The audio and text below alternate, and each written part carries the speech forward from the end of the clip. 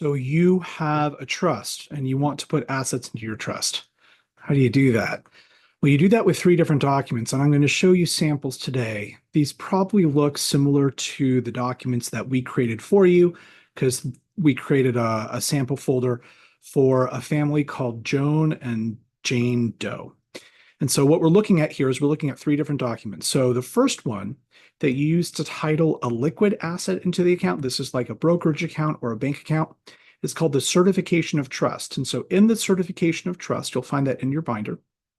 The certification of trust, you'll see the name of the trust here. It's the Doe Family Trust. And this trust, we pretend that it was created June 11th, 2008. Okay. So John Doe here, John Frank, Jane Doe there, okay? And so we can see here that that the address of the trustees is listed. The tax identification number of the trust is listed. It's either one of the settlors, but you can see the name of the trust. This is how you take title.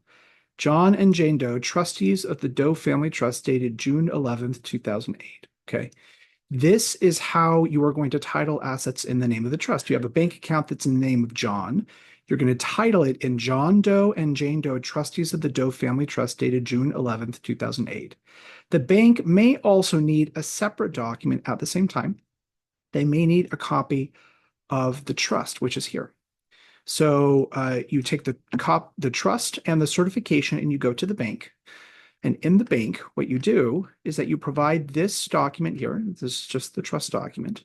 And you'll see here in the very first section of the document, you'll see the same thing listed. John Doe and Jane Doe, trustees of the Doe Family Trust, dated June 11th, 2008.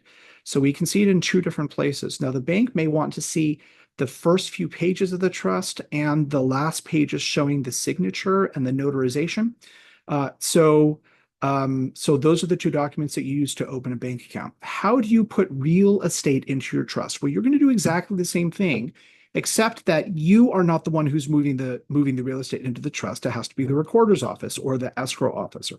And so this is the name that is going to go on the deed. It is from whomever, maybe Elijah Keys is transferring the property to John and Jane Doe, but it's going to go from John Doe and Jane Doe, trustees of the Doe Family Trust, dated June 11th, 2008. That is the name of the recipient, the receiver. Does that mean that John Doe and Jane Doe don't own the property? No, because John and Jane are the settlors and the beneficiaries of this trust. So even though the family trust holds the property, John and Jane are what's called the beneficial owners. That means that they own the benefit to the trust and the benefit to the property.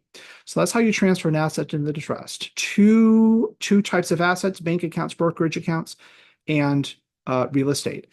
Something that you should never transfer into the trust is a retirement account. So don't transfer retirement accounts. And the second thing that you should not transfer is an annuity without checking with our office first. And so annuities are sometimes retirement accounts, sometimes they're not.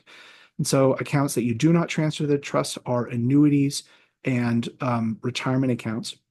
But you can name them as beneficiaries to the account, to the trust. You can name the trust as a beneficiary of these various accounts, like a retirement account or annuity. And the way you do that is under the funding instructions. So third document I want you to look at, the trust funding instructions for the Doe Family Trust. You should have something very similar.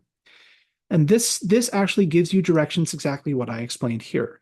You're going to use your certification of trust to open bank accounts or to transfer assets into bank accounts, okay? How do you title assets in your name as trustee? It's John Doe and Jane Doe, trustees of the Doe Family Trust. And then there's instructions for specific assets. And so I want to show you here that you can actually name the trust as a beneficiary of different assets. So for example, a life insurance policy, you can actually name the Doe Family Trust as a beneficiary of a life insurance policy. You can also name the trust as a beneficiary of a retirement account, but there are limitations.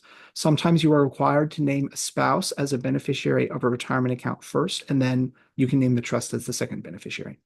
So I hope that's helpful. Feel free to contact our office if you have other questions. And if you've just set up your trust, congratulations.